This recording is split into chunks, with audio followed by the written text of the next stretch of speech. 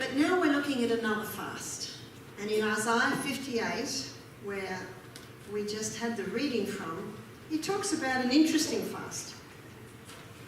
In fact, the first verse says, "Cry aloud, spare not, lift up thy voice like a trumpet.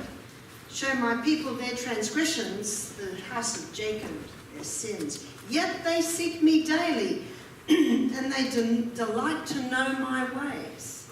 As a nation that did righteousness and forsook not the ordinance of their God." It's speaking here about God's people.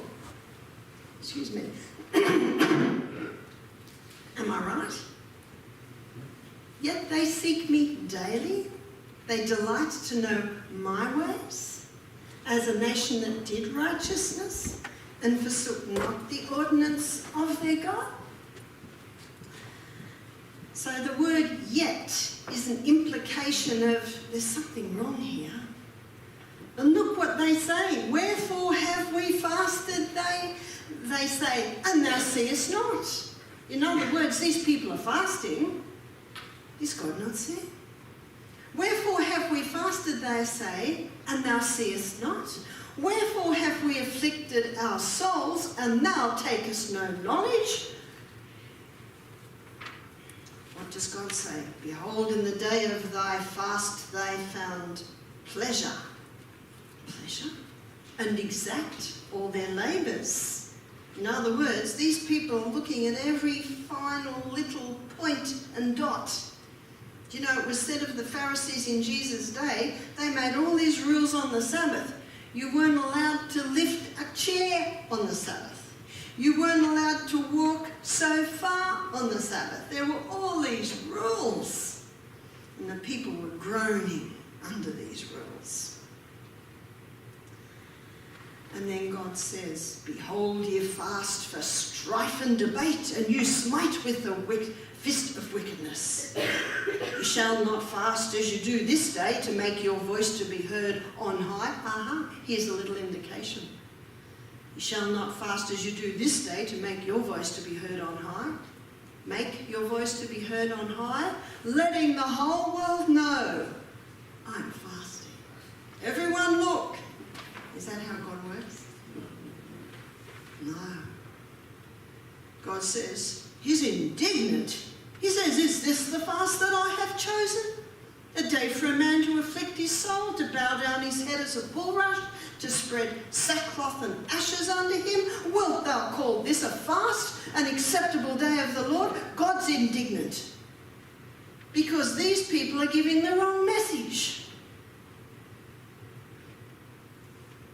"Wilt thou call this a fast, an acceptable day of the Lord?" And then he defines it.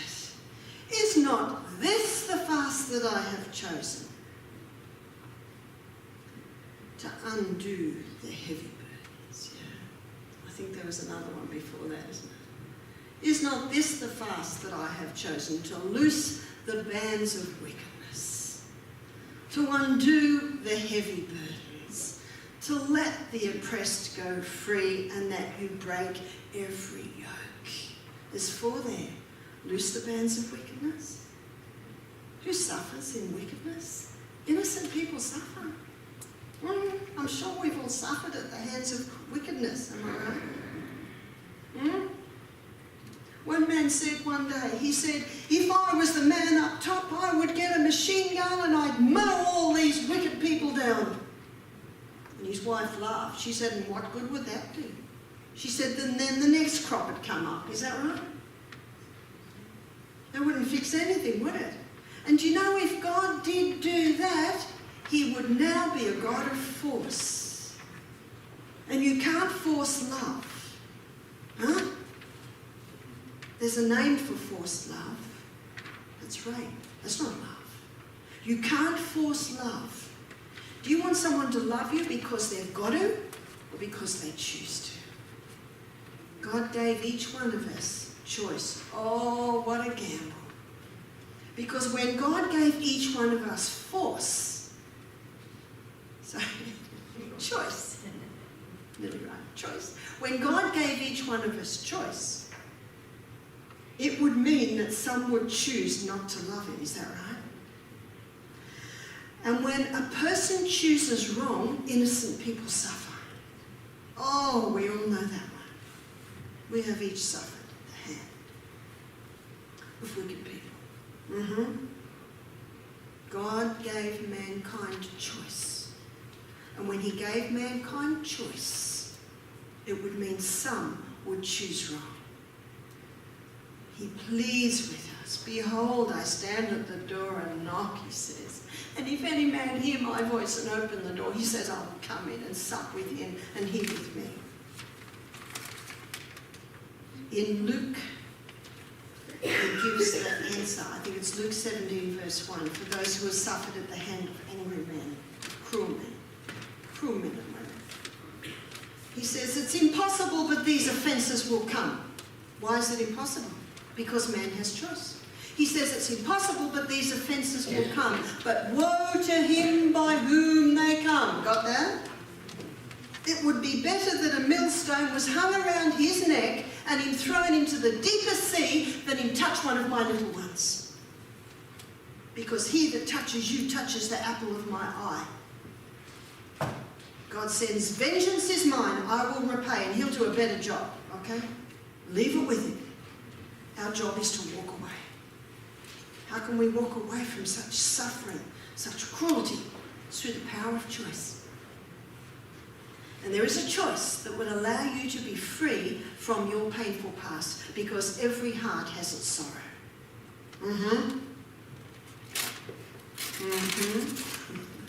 Every heart has its sorrow. The choice to walk away is the choice to forgive. Forgiveness is the only prescription in the entire universe that has the power to break the chemical bonds of hostility, anger, and hate. Hostility, anger, and hate grow thorns in the brain. Did you know that? Thorns that are physical, that can actually damage the brain. It is not what happens to you, it's what you do with what happens to you. In Christ Objects Lesson, page 347, there's a beautiful passage that says, transgression of physical law is transgression of the moral law, because God is as truly the author of the physical law as he is of the moral law. He has written his law on every nerve, every muscle, every faculty with which we have been entrusted, and every misuse of any part of our organism is a violation of that law.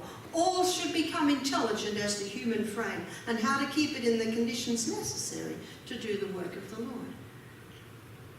The relation that exists between the physical organism and the spiritual life is one of the most important branches of education. And I'll add these words, and certainly one of the most neglected. The human frame should be carefully preserved and developed. Got those two? Preserved. Look after it. Go to bed early. Eat breakfast like a king, lunch like a tea, supper like a pork. Keep it well hydrated. Keep it well exercised. Were you out there in the snow this morning, running up hills? You're forgiven, but tomorrow is a new day. You are no longer ignorant now. The human body needs to be carefully preserved and developed. Another reason to get out there. Not only preserve the body, develop it, build it up, strengthen it. You have been given a trust. Look after it. One lady said, do you ever drink coffee? I said, no, I just watch the people suffer. Day one, Misty Mountain Health Retreat. Sometimes you don't know how much or bad it is till you stop it. But what an amazing body we have, and the ability to adapt and adjust, adapt and adjust. The physical organism needs to be carefully preserved and developed, that through humanity the divine nature might be revealed in all of its fullness. How can we reveal the divine nature in a body that doesn't work properly? How can we reveal a divine nature in a body that is bitter and angry and hostile because someone has been cruel to us? We can be free. You can be free right now. It's like Doug. He said, no. He said, my father yelled at me all my life. said, I'm sorry about that, and it is not good. But you need to forgive. He said, you don't understand. I said, maybe so. But you will never heal till you forgive. And he left my office. He was only 40, he had prostate cancer.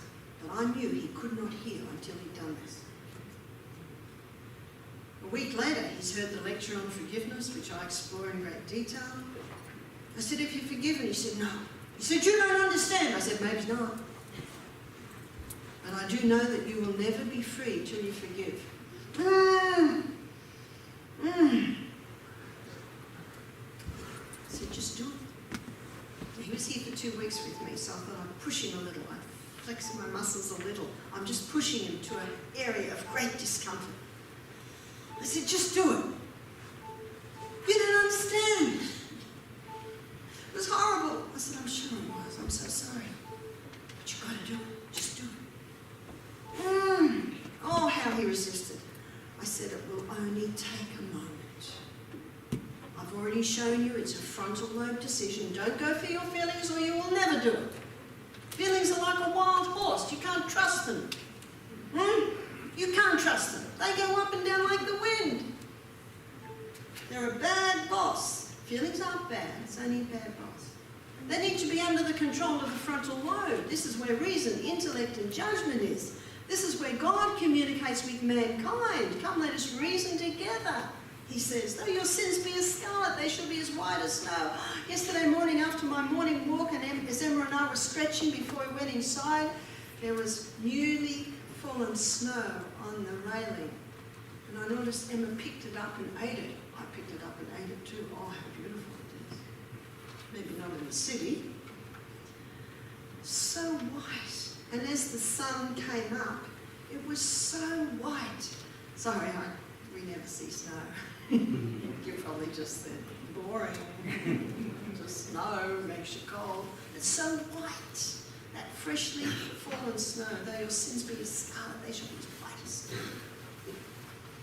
In the Lord's Prayer it says, Father in heaven, forgive us our trespasses as we forgive those that trespass against us. Do you realise what you're doing when you pray that prayer? You're laying down the conditions. Father in heaven, forgive me my sins. Oh, how many people would like to forget the next bit? As I forgive others. If you don't forgive, you cannot be forgiven. I could see I was pushing Doug beyond the limit. It was getting very uncomfortable, so I changed the subject. 2 minutes later, he said, I've done it! I jumped up and I shook his hand. I said, congratulations. Did everyone hear that? How long did it take him? A couple of minutes. I've done it! And he smiled. First week, he frowned. Second week, he smiled. What made the difference? He'd let it go.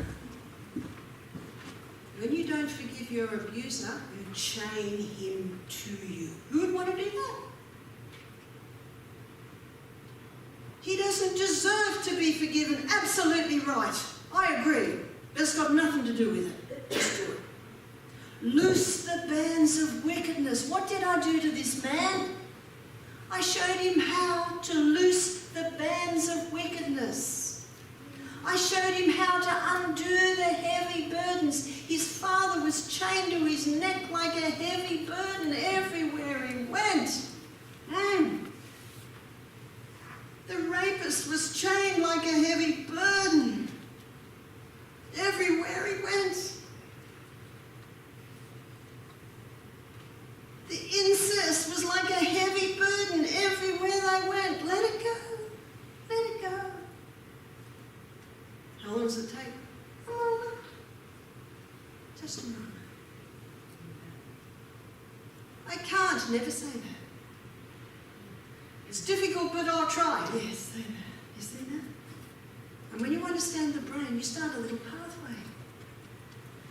The can't pathway will get stronger and stronger as you visit it. I don't want to. but I'll try. Only a little pathway. I'll try. I'll try. I'm going to.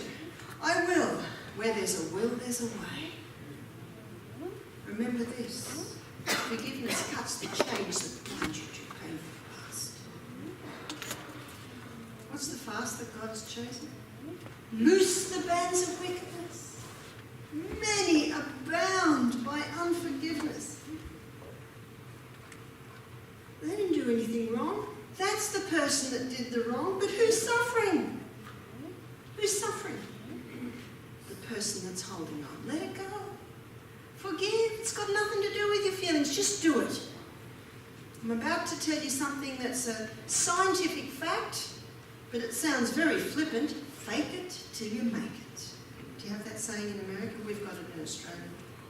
Fake it till you make it. Just do it. Just do it, because it's a law of the mind that when you make that decision, your feelings will come into line. Your feelings are like a wild horse. Here's the reins, here's the bridle.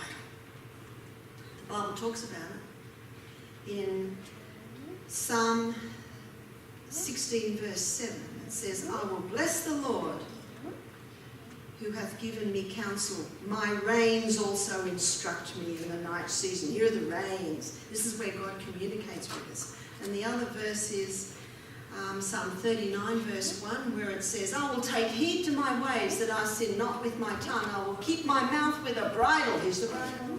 Woe up, woe up, woe up. I will keep my tongue with a bridle while the wicked is before me. I was dumb with silence. I held my peace, even from good. My sorrow was stirred. We know it well. My heart was hot within me while I mused the fire burn. Then spake I with my tongue. Ooh, you think there's going to be a serve now? The heart's hot within you. My sorrows burned. My heart was hot within me while I mused. The fire burned. What's the fire? Emotions. Then spake I with my tongue. You think, oh, a serve's coming. What does he say? Lord, make me to know my end, the measure of my days, that I may know how frail I am.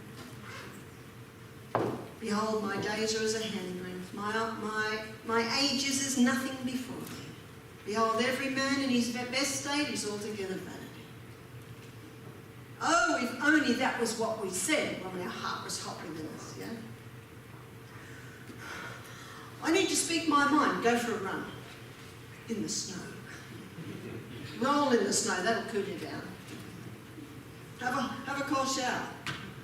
Do not speak until God again is in control. Oh, how many words have been said that should never have been said. Huh? Because the heart was hot within us. 6 months ago, I drove over my husband's computer.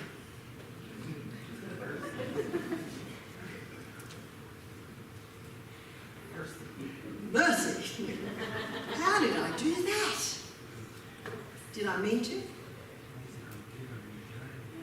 Why is the computer in the driveway? Well, where I live, I never lock the door. Where I live in my house, I don't even know how to lock the door of my house. So please understand, I'm not used to locking cars.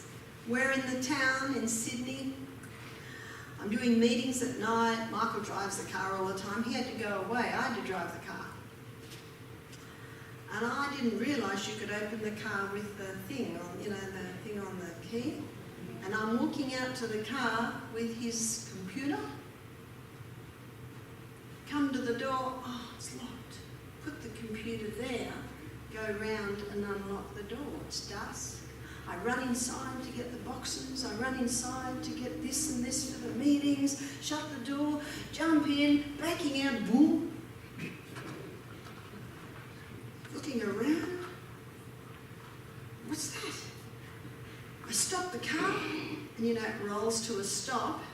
And I looked ahead, and there's Michael's computer case with the handle just at that point, the phone rings.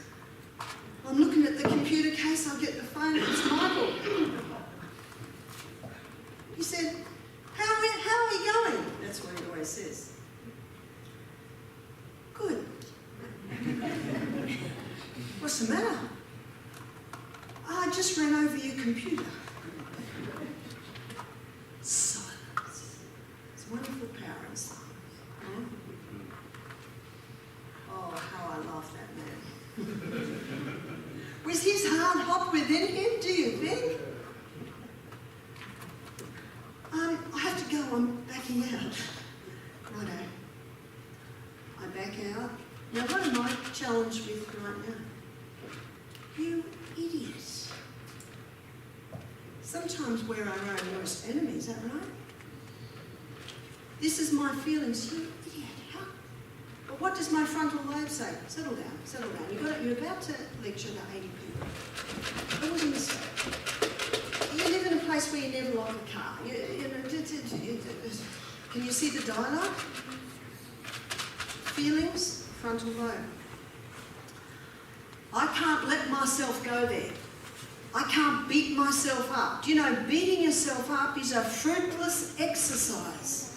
Don't carry that heavy burden. Let the oppressed go free. I'm challenged. What do my feelings want to do? Oppress me. I'm challenged. I'm driving along. 10 minutes later, I get a phone call. It's Michael. It's all right. Oh, how I love that man. What is love? Love suffereth long and is kind. Love envieth not. Love vaunteth not itself, is not puffed up, does not behave itself unseemly, seeketh not its own. Rejoices not in iniquity, rejoices in the truth. Believeth all things, beareth all things. Oh, my husband was bearing. What's that then? Believeth all things, beareth all things. Hopeth all things, endureth all things. Love endures. That's 1 Corinthians 13, yeah? Love endures. Love is patient. Love is kind. That's where love is tested, am I right? Do you think his heart was hot within him? So it was a challenge for me to remain composed while I gave a 2-hour lecture to 80 people. Michael came in a bit later. He smiled. Oh, how I love that smile. I looked at the computer, looked very, very sad. Smashed to pieces. Anyway, God is very good. Our ability to adapt and adjust. You know? Please read Psalm 39. We all need that psalm. My heart was hot within me. I said, I will take heed to my ways, that I sin not with my tongue. I will keep my mouth with a bridle. Who should be holding that bridle? The great God of heaven.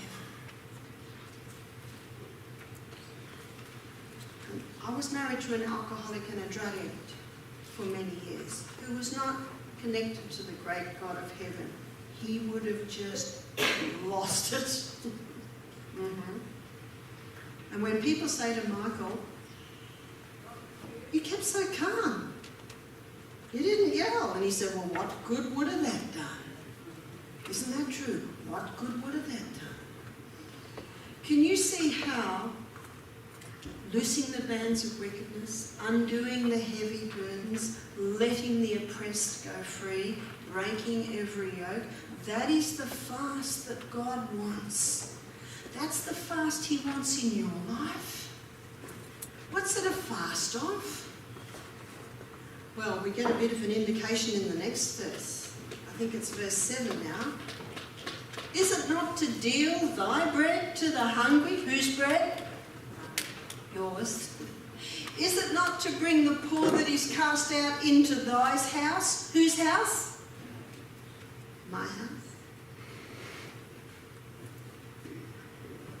When thou seest the naked, that thou cover him, and they turn not their face from thine own flesh. How many people do you know have siblings, people in their own family who they don't talk to? Don't turn your face from your own flesh. Have you seen what the fast is? It's not absence of food, it's absence of self. Self. Self is the foe we most need to fear. In Steps of Christ, page 43, it says, the warfare against self is the greatest battle that has ever been fought. Where's self? Back in feelings. I don't want to give my bread. This is my favourite bread. I don't want to bring that dirty urchin into my house. I don't want to. Can you see that? Remember the fast that was stink in God's nose? To make your voice to be heard on high. Look at me. Can you see that? Who's doing that? Self. I'm doing pretty good here. I'm fasting. Is everyone noticing? I'm fasting. I'm doing pretty good. It's self. The warfare against self is the greatest battle that's ever been fought. The yielding of self, the surrendering of all to the will of God requires a struggle. What's the struggle? I don't want to do it that way. I want to do it my way. Frontal lobe, where God hands the reins. I want you to go here, but I don't want to go here. I want you to do it this way, but I don't want to do it that way. Can you see the struggle? The yielding of self requires a struggle, but the soul must submit to God before it can be renewed in holiness. You've got to give all. You've got to give your pain. You've got to give your burdens. You've got to give your oppression. It was early in the life of Jesus' ministry. He just turned 30. Do you know what happens at the age of 30? Frontal lobe's fully developed. Where your reason, intellect and judgment is. Frontal lobe's fully developed. He just turned 30. Frontal lobe had just developed. He didn't know that. Well, of course, he knew everything. But as a man, as human, he went into the wilderness and he was tempted for 40 days and he fasted. And the next Sabbath, after that experience, he was in the synagogue, as was his habit. And you'll find this in Luke 4, verse 18. Usually they asked a rabbi to read, but today they asked Jesus. They didn't realise his frontal lobe had been fully developed, but you know, positions of responsibility were not given to young men till 30. So they asked Jesus, quiet, humble Jesus, who worked hard. They asked Jesus to read. And they gave him the scroll from Isaiah. And he opened Isaiah and he read, the Spirit of the Lord is upon me, for he hath anointed me to preach the gospel to the poor. And in Matthew 5, he talks about the Beatitudes, and it says, blessed are the poor in spirit, for theirs is the kingdom of heaven. The poor are the thirsty. The poor are the ones that are open to receive it. The Spirit of the Lord is upon me, for he hath anointed me to preach the gospel to the poor. He hath sent me to heal the brokenhearted. What breaks humans' hearts? It's the wickedness, it's the anger, it's the resentment. In a little book called Ministry of Healing, it says grief, anxiety, discontent, remorse, guilt, distrust all break down the life forces and can even invite decay and death into the body.